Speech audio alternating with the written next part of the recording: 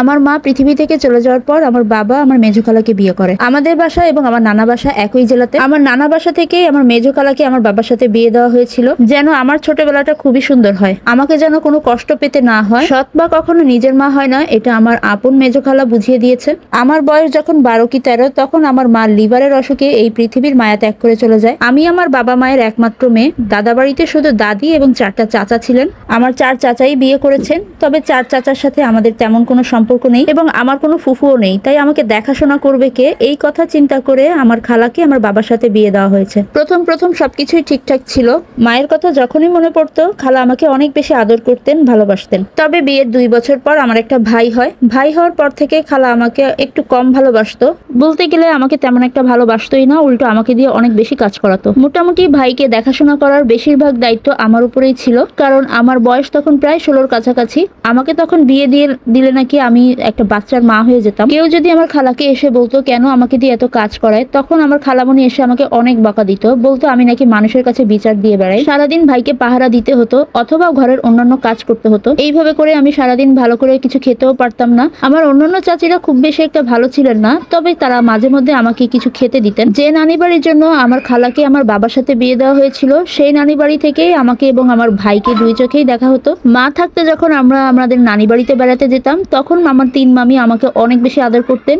কিন্তু এখন যখন নানি বাড়িতে যাই, তখন আমার ভাইকেই বেশি ভালোবাসেন আমার মামিরা। আমার তো তেমন খোঁজ খবরই রাখেন না। মাকে নিয়ে আমার মা খালারা 3 বোন ছিলেন, আর সেখান থেকে আমার মেজো খালা হয়েছেন আমার সৎ মা। নানি বাড়িতে যখন বেড়াতে যেতাম, খাওয়ার সময় সব ভালো খাবারগুলো আমার ভাইয়ের পাতেই উঠতো। আমি যে ওখানে আছি সেই কথা কারো মনেই থাকতো না। আজকে যদি আমার মা বেঁচে থাকতেন, তাহলে ভালো ভালো খাবারগুলো হয়তো আমার পাতেও উঠতো। মাঝে মাঝে মায়ের কথা চিন্তা করলে অনেক বেশি কান্না পায় আর রাগও হয় যে কেন এত তাড়াতাড়ি আমাকে ফেলে তিনি চলে গেলেন, আর চলেই যখন যাবে তখন কেন আমাকে নিয়ে গেলেন না। আজকাল বাবাও যেন কেমন হয়ে গেছেন। বিয়ের পর তেমন একটা খোঁজ খবর আমারও তিনি একটা রাখেন না। বাবার কাছে যখনই কিছু আবদার করি, তখনই আমাকে শুনতে হয় আমি নাকি এখন বড় হয়ে গিয়েছি এবং আমার একটা ছোট ভাই আছে, তার পেছনেই নাকি সব খরচ হয়ে যায়। তাই আমার প্রয়োজন, আমার চাহিদাগুলো তাদের কাছে বিলাসিতা মনে হতে থাকে। যেহেতু আমি হাতে পায়ে একটু বড় হয়ে গিয়েছিলাম, লম্বা হয়ে গিয়েছিলাম, তাই আমাকে নতুন করে কোনো ড্রেস কিনে দেওয়া হতো না। খালার পরা যে ড্রেসগুলো ছিল ওগুলোই আমাকে পরতে দেওয়া হতো। মাঝে মধ্যে আমি আমার চাচিদের ব্যবহার করা ড্রেসও পরেছি।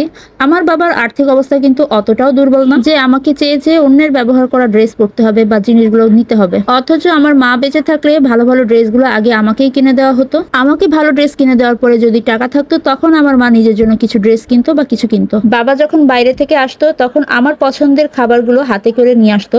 প্রতিদিনই কিছু না কিছু নিয়ে আসতো হাতে করে। বাবা, তুমি এত পরিবর্তন হয়ে গেলা, আমার পছন্দের খাবার আনা তো দূরে থাক, আমি ঠিকমতো খাবার পাচ্ছি কিনা সেই খবরটাও তুমি এখন রাখো না। মা বেঁচে থাকতে বাড়িতে যদি কোনো ভালো কিছু রান্না হতো, সেটা সবার আগে আমার পাতেই আসতো বা আমাকে খাওয়ানো হতো। আর এখন বাড়িতে কোনো ভালো কিছু রান্না হলে সেটা সবার শেষে আমার কপালেই জুটে, আর না থাকলে তো খাওয়াই হয় না। বড় হয়ে যখন প্রতিবাদ শুরু করলাম, তখন উল্টো আমার উপরেই অপবাদ আসতো আমি নাকি অন্য ছেলেদের সাথে কথা বলে বেড়াই। আমার কোনো মোবাইল নেই, আমি নাকি আমার বান্ধবীদের ফোন থেকে অন্য ছেলেদের সাথে কথা বলে বেড়াই। আমাকে নাকি দ্রুত বিয়ে দেওয়া দরকার। এখন তো বিয়ের ভয় তেমন একটা প্রতিবাদও করি না, কারণ এখন বিয়ে করার আমার কোনো ইচ্ছেই নেই। আমার মনে হয় আমিও যদি আমার সন্তানকে রেখে আমার মায়ের মতো চলে যাই, তাহলে তার কপালেও আমার মতো হবে, তার কপালেও আমার মতো একটা সৎমা জুটবে। আর সৎমায়ের কষ্ট যে কতটা কঠিন সেটা আমি ভালো জানি। সত্যি কথা বলতে, এই পৃথিবীতে যার মা নেই তার আসলে কেউই নেই। যে খালা আমার খুশির জন্য নিজের জমানো টাকা দিয়ে আমার জন্য ক্লিপ, ব্যান্ড, জামা এগুলো কিনতো, আজকে কিন্তু আমাকে সেই খালারই ব্যবহার করা পোশাকই পরতে হচ্ছে। আমার কষ্টের কথা আমি আর কাকে বলবো?